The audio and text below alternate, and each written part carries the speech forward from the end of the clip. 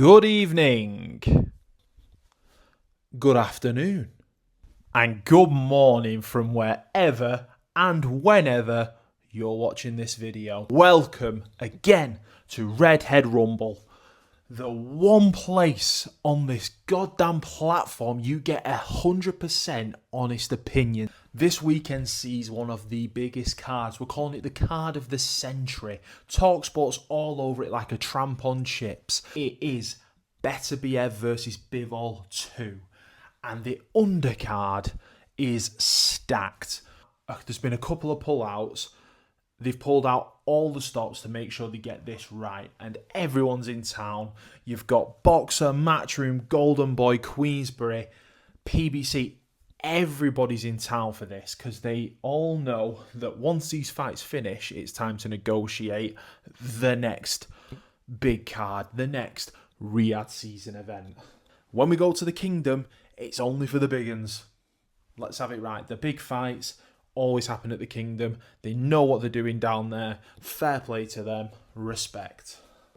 One of the first fights on the card is a massive heavyweight clash between Zhilei Zhang, Big Bang Zhang, and Caballel. Caballel, the young prospect in the heavyweight division at this moment in time, and Zhilei Zhang proving age is not just a number. He is smashing it. He is absolutely smashing it at the ripe old age of 41. Still battering people. So Zhilei Zhang, a profile. He's a southpaw heavyweight with exponential power. His left hand, bang. His right hand, bang. It's fair to say though with Zhang, he's coming off a controversial loss to the man in the co-main event, Joseph Parker. He narrowly got beat. Now, Zhang's been on the wrong end of these points decisions. I remember there was one against Filip Hrgovic, and it was absolutely shocking how he did not get awarded the victory that night. With the Joseph Parker fight, it was a hell of a lot closer, so it was, either way, the man got it. Maybe a draw would have been fair. However, Filip Hrgovic never beat him. Never in a month of Sundays. Now, it's fair to say that Zhang is coming probably towards the end, or how do we know? There was two big fights with Joe Joyce where he banged him about, bashed him about twice. The southpaw just making it so awkward for Joyce to even try and connect or throw, if anything. Because remember, Joyce walks through you, tries to beat you up, but a southpaw heavyweight where he can constantly change the angle of his face, his shoulders there all the time. He's constantly moving. Once you think you have an angle with him, he just changes it. And how he still does this at 42 is just fair play to him. In the fight, I'm expecting him to use his stance to his advantage 100%. He's going to keep it long, rangy. He's a big guy, and he'll always look for a check, maybe a quick feint, and he'll throw a hook. He loves a good hook. It's coming up from the body. That's what he's going to look for in this fight. It's a great punch of his. And again, he's phenomenal at it.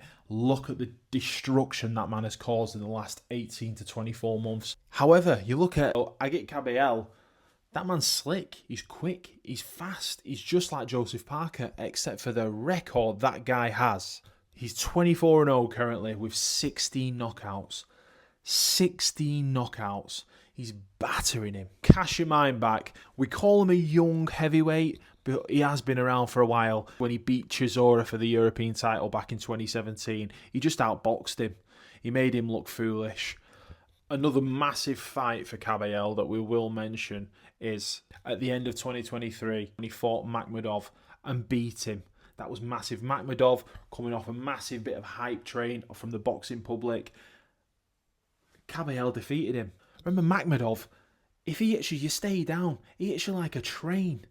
So, who has the edge? Is it going to be Zhang's power or Caballel's movement? Again, it's a tale of two styles. The exact same as the co-main event's going to be now between Parker and Bacoli. It's two identical fights, both highly skilled, both sets of fighters, fully trained, committed. Massive fight. But Jack's prediction, the reason you are here, I think that Caballel is going to win on points or late stoppage. I'll say both. I think Caballel wins it. I think Zhang's had a great run, but Caballel just is too quick, too slick, Swiftly movement, anticipates things very, very well. His footwork will 100% be able to open and close the gap in exchanges, and Zhang won't know what hit him. The only thing that Zhang can hope for is being able to switch his stance, confuse where his punches are coming from, completely change his angles for Caballel. If he can land a jab, he knows how to stick a stiff jab. If he can carry on changing that up, that is the one hope that Zhang has. It does make you think, though, about Zhang's left hand, because if that lands, that bad boy, you are going to sleep. You are not getting up, especially for 10 seconds, because that ref, you'll see the towel, you'll see the ref doing this in front of you, and that is it. But let me know down below who takes the W in this fight. Who wins in your opinion? Swiftly moving on, let's talk about Joseph Parker versus Martin Bakole. So you're going to ask me who comes out on top. I'm going to put a bold prediction out there. I think Joseph Parker's the most underrated fighter in current world boxing. The stuff that he's been doing over the past 2 years, teaming up with Andy Lee, that's been about 3 years, fighting with Fury, sparring with Fury, it's only helped him. Ever since he moved his camp from Vegas to Morecambe to Ireland, he's just never looked back, and he's become a completely different fighter. I can't see this guy getting beat anytime soon at the moment. I think he can go on to win world honours once again. Because let's face it, Usyk's not going to fight. He said he's got 2 fights left, so those belts are going to spread. I do feel, however, though, that Bakole could cause an upset, and I feel like this is his introduction to the world stage. I feel like Turki Al-Sheikh is going to 100% get this guy back on more Riyadh season cards. There's no shying away from Bakole anymore. He's going to be there. He's going to be present in the division, and I can imagine him going to be facing some of the heavyweights that are coming through now. Moses Atauma, Fabio Wardley, David Adeleye. Those sorts of fighters Bakole will probably have, and then he'll go up to his, Daniel Dubois, possibly AJ. Would you put him in with AJ, though? I know I wouldn't. So, with this fight, Parker Bakole, who do you think's going to win? I've gone Parker on points. Who do you think's going to win? Let me know in the comments down below. What next for Daniel Dubois? Where do we go? Do they make the fight again with Parker, or do they go the other route? Or do we wait for the Usyk result? What's he going to do?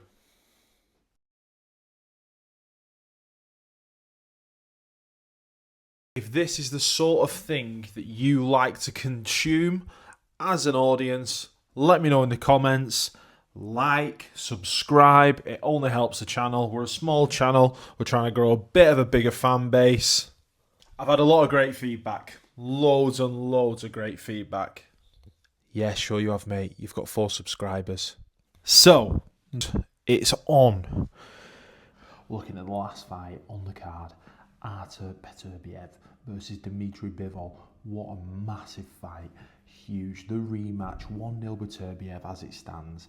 However, we're looking like it's going to be next level rematch. Will Beterbiev's pressure withstand the test of 12 rounds at the age of 39, or will Bivol just be busier? Will he be busier in the fight? Will he naturally win more rounds? So Beterbiev almost had a perfect glowing record, 21 wins, 20 knockouts. Bivol's the only man to have ever gone 12 rounds with him. No one could withstand this guy. He was massive. Massive, massive, massive. Huge power, huge pressure. He loves to bully people. That straight right to the body is disgusting to watch, but it must be so powerful and vicious alone by itself. And then Bivol, 23-1. Beterbiev, the only man to ever outdo him over 12 rounds. Master technician, beautiful on the feet. The amazing thing about Bivol is his footwork. So his footwork gets him out of so many bad situations. Even when Beterbiev was closing him down and raining down on him with loads of different shots, Bivol's feet movement and his head, he was constantly getting out of the way. He was taking a lot of punishment, but he was getting out of the way of quite a lot more and managing to counter a few shots. A lot of people have Bivol winning the first fight, not just, Beterbiev. With Bivol, notable wins, Canelo twice, beat him. Canelo obviously moving up to fight him, but still, to beat him, you've got to do something good, and Bivol did that. And Gilberto Ramirez, again, massive win, massive win. He also boxed Lyndon Arthur. Now, I'm not sure what you think of Lyndon Arthur, but it's Lyndon Arthur. My prediction is Bivol wins this on points. I think that he's going to be a lot more busier. He can withstand a lot of pressure from Beterbiev. He knows what's coming at him. Constant pressure, more aggression, more straights, more barraging punches. But he just knows that if he can move, maybe break up a couple of shots, catch him more on the side of his gloves, he can definitely throw a few more down the pipe, maybe stop Beterbiev feeling like he's going to be such a massive influence on the fight, like he's going to be the aggressor, the main dog, the big dog of the fight. I think Bivol wins on points, and that is Redhead Rumble's shout. So, thanks for joining us on this one. Again, all eyes on the Kingdom of Saudi Arabia on Saturday night. Let's see who wins. I mean, it's a great card. We've had a few pullouts, but we've had some good replacements. Listen, we're still getting to see one of the best cards that's ever been made. So, like you, I'm just as excited. We'll review it later on in the week next week. You'll get your video. Make sure to like, subscribe, and follow us on all of our social medias for more from Redhead Rumble. I've been Jack. Take it easy. Bosh.